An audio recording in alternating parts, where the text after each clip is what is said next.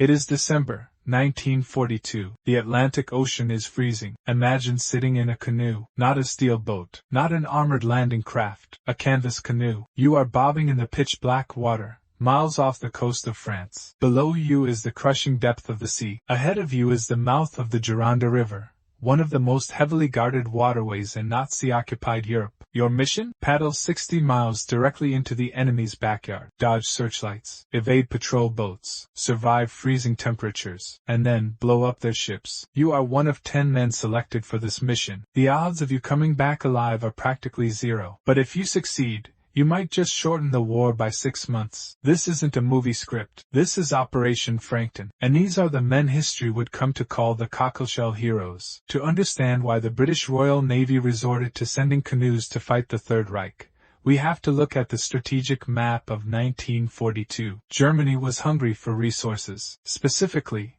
rubber and vegetable oil. They needed these raw materials to keep their war machine running, and they were importing them all the way from Japan and the Far East. These supplies were arriving in the French port of Bordeaux. Bordeaux sits about 60 miles inland, up the Gironde Estuary. It was a perfect sanctuary for German blockade runners, massive cargo ships that slipped past the Royal Navy to deliver their precious cargo. Winston Churchill wanted those ships destroyed. But there was a problem. The Royal Air Force couldn't bomb the ships. Why? Because Bordeaux was a French city. The risk of killing thousands of French civilians was too high, and the ships were small targets to hit from 20,000 feet. The Royal Navy couldn't send destroyers up the river. The water was too shallow and heavily mined, so they needed a scalpel, not a hammer. Enter Major Herbert Blondie Hassler. Hassler was a Royal Marine officer, a visionary, and frankly, a bit of an eccentric. He proposed a radical idea: the Royal Marines Boom Patrol Detachment. His plan was simple but terrifying. Take a submarine to the mouth of the river, launch a small team of men in folding kayaks, have them paddle upriver by night, hide by day, attach mines to the German ships, and then escape overland to Spain. The High Command thought he was crazy. They called it a suicide mission. Hassler replied, "It's not suicide, it's strategy." Let's look at the equipment that made this possible. In military history, we often obsess over Tiger tanks and Spitfires. But today, we are analyzing a canoe, specifically the Cockle Mark II. This was a marvel of covert engineering. It was roughly 15 feet long and had a flat bottom. Why a flat bottom? Stability. Most kayaks roll easily, but these men had to place mines and ships while floating in choppy water. They needed a stable firing platform. The most critical feature was its construction. It was collapsible. It had to fit through the narrow torpedo hatch of a submarine, which is only about 24 inches wide. Once through the hatch, the Marines had to assemble the wooden frame and stretch a rubberized canvas skin over it. Think about that for a second. Canvas. These men were going into a war zone in a boat made of fabric. A single bullet, a sharp rock, or even a jagged piece of driftwood could tear the hull and sink them instantly. They had no armor, no heavy weapons, just a Sten gun, a .45 caliber pistol, and their paddles. Their only defense was silence. The Cockle Mark II had a dangerously low silhouette. In the dark, against the black water, it was almost invisible to radar and the human eye. On the night of December 7, 1942, the British submarine HMS Tuna surfaced off the coast of France. 5 canoes were launched. 10 men. Their call signs were fish names: catfish, crayfish, coalfish, conger, and cuttlefish. Major Hassler and his partner, Marine Bill Sparks, were in catfish. The moment they hit the water, the mission went wrong. They hit a phenomenon known as a tide race. This is where the outgoing river current smashes into the incoming ocean tide. It creates violent, chaotic waves. Remember, these are canvas boats. Almost immediately, the canoe coalfish was swamped. The 2 men, Sergeant Wallace and Marine Ewart, were lost in the freezing darkness. They swam to shore but were later captured by the Germans. Shortly after, conger capsized. Before the mission had even really begun,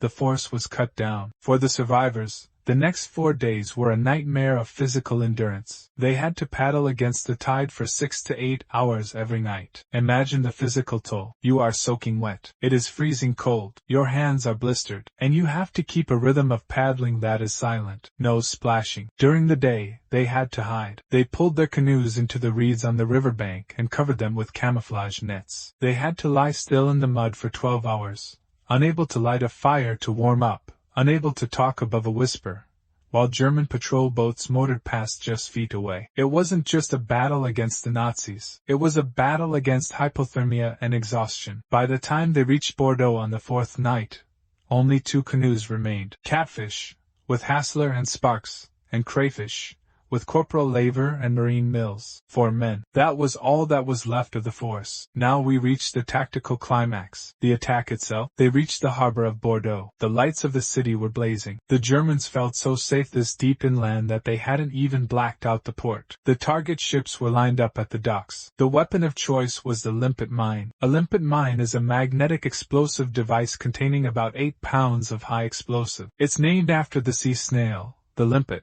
because it clings tightly to a surface. Tactical detail. You can't just slap a mine anywhere on a ship. If you put it near the surface, it blows a hole above the waterline. The ship takes on a little water, but it doesn't sink. To kill a ship, you have to hit it deep, where the water pressure is highest. Hassler and his men used a special 6-foot placement rod. They would glide their canoes silently up to the side of a massive German cargo ship. Imagine the tension. You are floating right next to the steel hull. German sentries are walking on the deck 20 feet above your head. You can hear them talking. You can smell their cigarette smoke. One cough, one splash, and you are dead. Hassler used the rod to place the mine 5 feet below the waterline. He activated the time pencil, a chemical fuse that would dissolve a wire and detonate the mine in 9 hours. Hassler and Sparks planted mines on 3 ships. Laver and Mills in the Crayfish mined 2 more. Then they turned their canoes around and vanished into the night. The next morning, explosions rocked Bordeaux harbor. 6 ships were severely damaged or sunk. The port was thrown into chaos. The Germans were baffled. They thought they had been hit by invisible submarines or internal sabotage. They couldn't believe a few men in canoes had breached their defenses. This brings us to the tactical lesson of Operation Frankton. Asymmetric warfare. The British Navy spent a few £1,000s on canvas boats and mines. In exchange,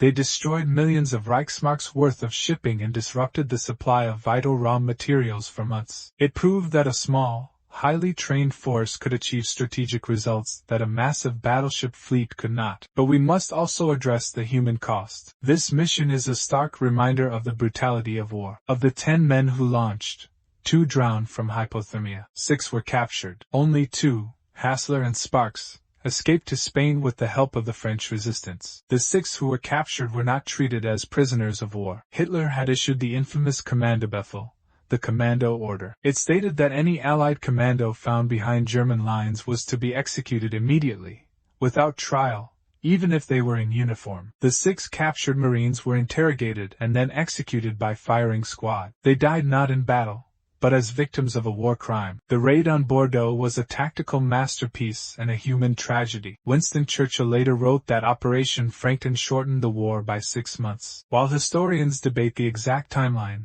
there is no debating the psychological impact. It forced the Germans to divert thousands of troops to guard harbors that they previously thought were safe. It proved that nowhere, not even 60 miles up a river, was safe from the reach of the Allies. Major Blondie Hassler and Marine Bill Sparks survived the war. The unit they belonged to, the Royal Marines Boom Patrol Detachment, eventually evolved. Today we know them as the SBS, the Special Boat Service, the sister unit to the SAS. Every modern naval special operations team, from the U.S. Navy SEALs to the SBS, owes a debt to those 10 men in folding canoes. If you found this analysis of Operation Frankton valuable, please subscribe to WW2 Battlegrounds. We are dedicated to preserving these stories and analyzing the tactics behind them. Hit that like button if you learned something new today. Here is my question for you. Given the Commando Order and the extreme risk, do you think missions like this were ethically justified by high command, or were these men sent on a suicide mission that was too costly? Let me know your thoughts in the comments below. Next time, we're going to look at the opposite of a small raid. We are analyzing the massive, industrial scale of the Battle of Kursk. Until then, this is WW2 Battlegrounds, where history meets strategy.